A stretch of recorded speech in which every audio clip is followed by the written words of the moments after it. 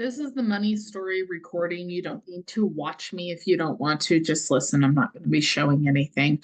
What I'm going to be doing here, if you're in my personal finance class at LBCC, BA 218, is I'm just going to tell you about my story so you have an idea of what I'm looking for. And then also remember when you're turning in your first budgeting assignment that I would like to see you um, also telling me how you're paying for school. And if that's your high school's paying for it, or you've got a scholarship, or you have savings, or a College Now program, or FAFSA, or whatever the case may be, just let me know how that's happening. So, money stories, they are our relationship with money. I call them stories, and you'll see that in my podcast video as well. But it's really, what is your relationship with money? Money is something that we can't avoid. We have to use it in our society. The days of only bartering are gone, although it is coming back, and you will see people bartering instead of using cash transactions, and that's amazing. But it's not the way we function, unfortunately, in a capitalist society. And so our stories are our relationship with money. They are the way we function, um, the way we think about money, the way we interact with it, the way we control or not control it. And sometimes they're cultural. A lot of times they start very, very young, and they shift and move and change. The last time I recorded about a money story was a couple of years ago, and my story's even changed in the last couple of years. And I'll explain why here in a minute. Um, so a lot of times it starts with our parents. Our parents are going to really have their own relationship with money. And if you can go and speak with your parents, what is their money story? You're going to get a lot of insight that we otherwise just wouldn't get, as to what, and it could explain why they um, said the things they said, or didn't say the things they didn't say, or did made the decisions that they did. Remember, when we're talking about our parents or our caregivers, whoever it was that took care of us, is they were doing the best that they could with the information that they had at the time that they were giving us that information. So this isn't to be judgy, it's just to be what it is. So for example, my dad, and I've talked to him about this and about his money story. My dad grew up with a single income family in the 70s and 80s with four siblings besides himself. So there were five of them. And one of the things that I remember him telling me about is the property that my parents are on now, my dad and my stepmom, um, is was a half acre garden, and they had to garden, and they gardened all summer with my grandmother in an effort to make sure that they had enough food to can and freeze. They chopped wood, they went hunting, they did all of these things to be able to make sure that they could feed five boys, to get them out into the world, right? My mom, on the other hand, grew up with my grandfather being a college professor, and my stepmom or my grandmother being um, one of the very first techs, computer techs at HP, female computer tech specifically. She was the first one who had graduated from LBCC's computer technology program as a woman. And so they had money. My mom got a good allowance. My mom was given a car. Um, she I didn't get to talk to my mom about money though, because she passed away when I was 19. And I didn't know to talk to her about money at that point. She had been sick for the better part of 10 and a half years. And we grew up lower middle class, poverty line ish. especially at my mom's home. My parents were divorced. They got divorced when I was 7. Never really talked to my stepdad about money and how money affected him. My stepmom was often, there was highs and lows. She was one of 7, and there were highs and lows. It was either she was buying us everything, or they were one step away from the poorhouse. Like those were the two extremes for her. And even in her 50s, that's still sometimes the way it is. And I don't know all the details behind it, but that also had an influence on me. So when I was growing up, money wasn't talked about. But then we also got messages like at my mom's, don't eat the cereal in the house. You need to go eat the free school lunches, because if you don't, you're not going to have cereal to eat on the weekends. And that made an impact. And because money wasn't spoken about, we had to make our own assumptions. My dad and my stepmom both worked at a company that was in a labor dispute for 9 months when I was a freshman in high school. And I remember that year being particularly impactful because my dad was doing things like chopping wood and going and cleaning stalls for people and being a day laborer and stuff like that, just to make sure that we, unlike some of the people in that labor dispute, didn't lose our house, didn't lose our cars. We never had to go without food on my dad's table. But I do also remember them not being able to afford Christmas presents. So we were on one of the giving trees, like in the mall or in your doctor's office, where you pick a present, pick a tag to buy presents for kids. Like I was on that when I was 14, and that was very embarrassing for me. And so those things shaped what I did and do as an adult. So I started working my first W-2 job when I was 16 years old. And I was splitting fuel with my parents because I was also taking my siblings and foster kids that were in our house to school.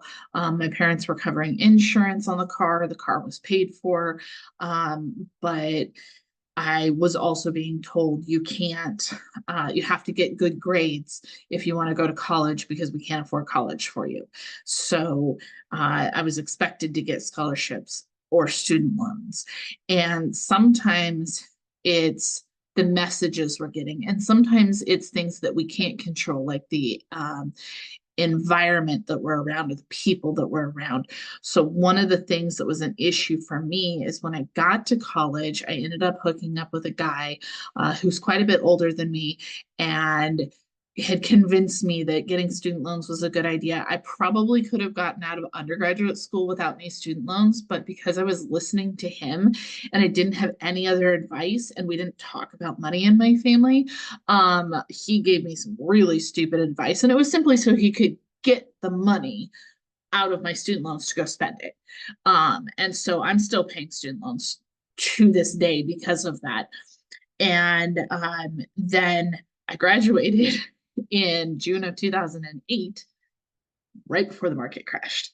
So now I have a bachelor's degree with no experience, and I was overeducated for entry-level work, and I was undereducated for management. So I went back and got more student loan debt and got an MBA, and was able to get a job after that in 2011. But when I got said job in corporate America, I didn't need a master's degree for it.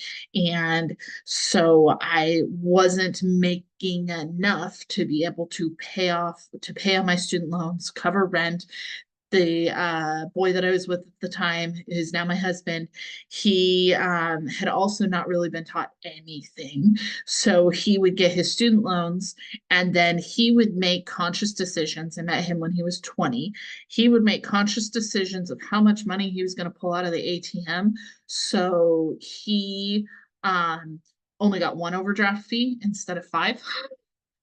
And because we weren't taught, he wasn't taught any basic life skills, he by himself was spending over $400 a month on food in 2009, 2010, because he didn't know how to cook. So everything he was Eating was coming out of a bag or a box and it was expensive. So that also contributed to it. On top of that, his identity was stolen when he was a kid. So he also couldn't afford, because his credit was trashed, to get an apartment. So he was living in an RV. I had been living in an RV in my parents' front yard. Um, and we got together and we moved around a little bit for my corporate job. And then one year, he was working out of town in a union. I was working at my corporate job. I was a manager of a multi-million-dollar store, and I had made, the two of us together had filed taxes on $80,000. Couldn't tell you where it went. We were living in a one-bedroom apartment. I was, or one-bedroom house that was falling apart, was literally a converted chicken coop. And he was living in our RV that we had a $300 a month payment on, multiple hours away. And I couldn't tell you where $80,000 had gone.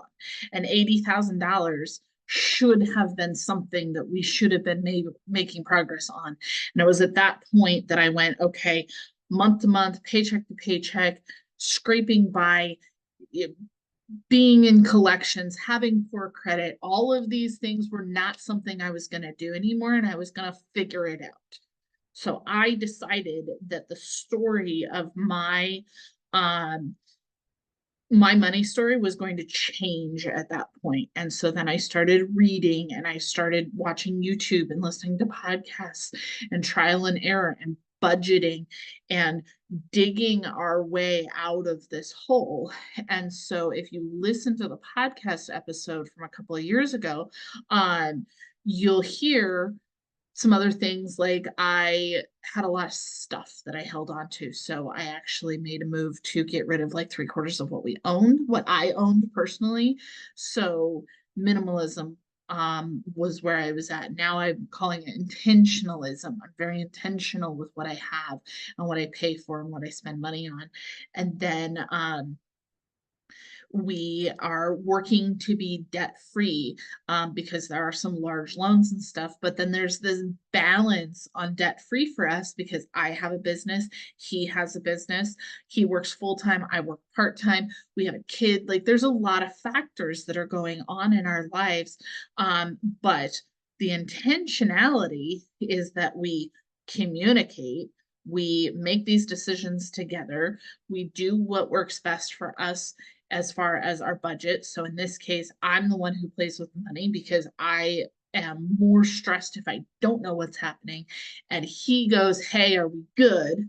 A couple of times a month, because he's more stressed if he does know what's happening. And because of this, our debt-free goal has been pushed out a little bit.